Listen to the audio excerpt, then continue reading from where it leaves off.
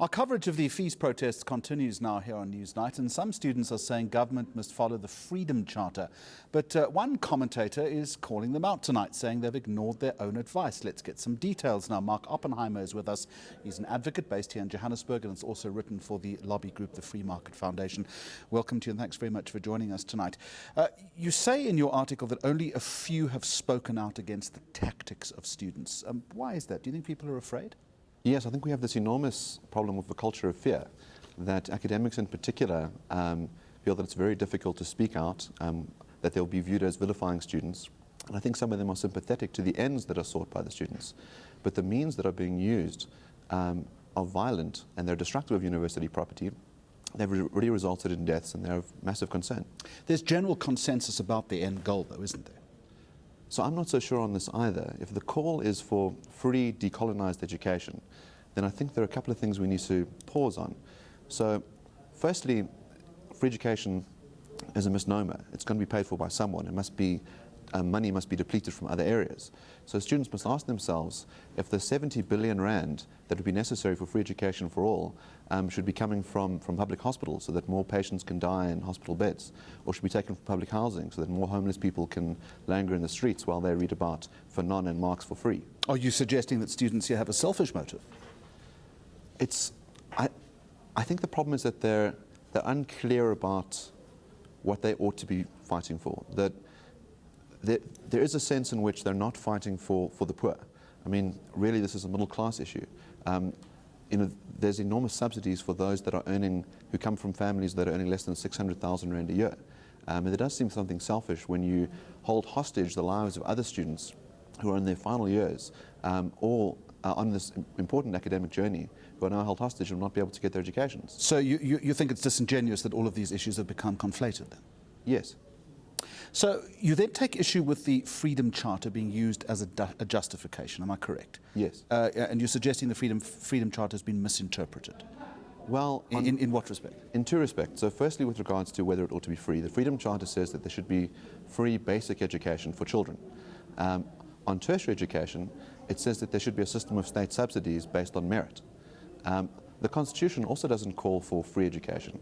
It calls for the state to take reasonable steps to ensure that people have access, which again would imply that there'd be some sort of subsidy program or bursaries to ensure that those that are meritorious can participate. On the second issue of this decolonization, so there's been a video that's been widely viewed calling for the decolonization of science, and students have made it clear what they mean by that, which is to scrap science, to have a year zero where we can remove the Western imperialist concepts of the past and start again. And this is a frightening concept. The letter of the Freedom Charter might be misinterpreted, but surely you've also got to look at the spirit of the Charter. It does seem, it's not even seems, it's fait accompli that many students are being excluded from the system simply because they can't afford it. Yes. Is that not as important as the letter of the law? So I think it is important to step back and realize that it would be a very good thing for more people to get tertiary education. Education opens up enormous opportunities. But we have to bear in mind that there are finite resources, and that to call for free education for all, especially when the rich can afford it, seems completely out of kilter of the spirits of the Freedom Charter and of the Constitution. I'd like to talk about government's response first, if we can, and I'd like you to look at a clip from the well-known commentator Moletsi Mbeki, who says that government should have anticipated the backlash. Have a look at this. I'd like your view on it. Now, I don't think they know how to control it, which is why both the President and the Minister of Higher Education are in hiding. They've handed this to the Vice Chancellors and to the police. But they provoked the crisis. Now, why did they provoke the crisis? I think they thought they have to show the students that they've got strength. They provoked the students to show the students and to show the rest of us as South African citizens that we have a strong government that can decide and enforce its decisions. But actually, we have a weak government. Is he right? Well, I think the state hasn't acted as well as they could have.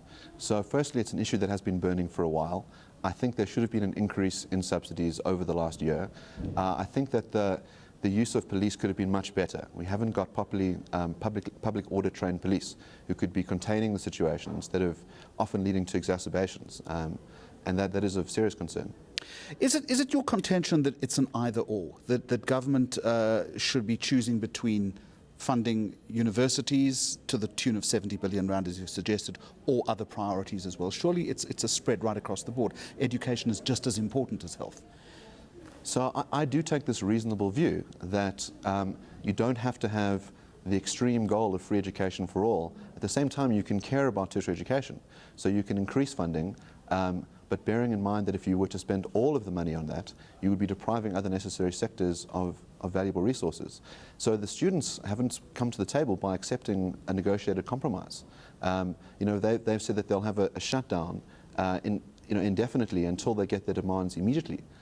Very unreasonable. You know your views will be very unpopular among the student community, of course. Undoubtedly. Just finally, you say that civil society should be doing something because we're at a precipice. What would you have civil society, Mark Oppenheimer, actually do? So I think it's important to speak out, to be reasonable, to point out that when students are acting outside of the law, that's unacceptable, that when people burn property, when they act in a manner that leads to the deaths of students and staff. But that's happening already, isn't it? Yes. Civil society is speaking out. So I think the louder the voices, the better. There is only so much civil society can do. But I also think it's important to refer to the documents that are important to the protesters, which is why I rely on the Freedom Charter. One of the important values in the Freedom Charter is to embrace the cultures of other civilizations. The Freedom Charter proclaims that the wisdom of all lands should be open to us, which is very different from what the students proclaim when they say they want to scrap Western education. Thank you very much for joining us. Mark Oppenheimer exploring the principles behind the fees protests. This is Newsnight.